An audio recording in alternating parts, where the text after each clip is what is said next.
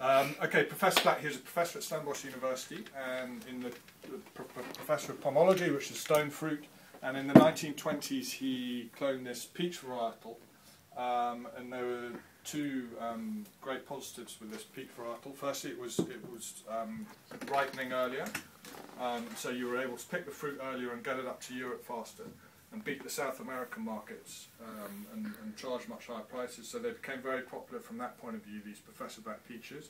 And also they have much stronger stalks. And I'm sure if you have been to South Africa in the summer, you've experienced the Cape Doctor, which can be a very, very strong wind that comes in from False Bay. And what it was doing, it used to blow the fruit off before it had fully ripened. So these Professor Black peaches had much stronger stalks. The fruit was staying on the trees and fully ripening. And in the early 1970s, Stan and Norma thought, hey, this is something we can do at Warwick. We want to plant these Professor Black peach trees at Warwick, and they did. But it was a total disaster, and the trees just wouldn't grow, the fruit wouldn't ripen. And so in the late 70s, they took up the Professor Black peach trees and they planted all the Sauvignon Blanc there. So we've just always affectionately known those vineyards as the Professor Black vineyards, or the Prof Black vineyards.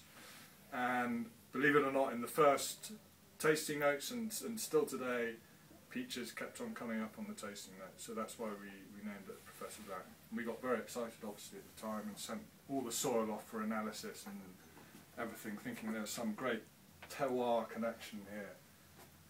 And there is none.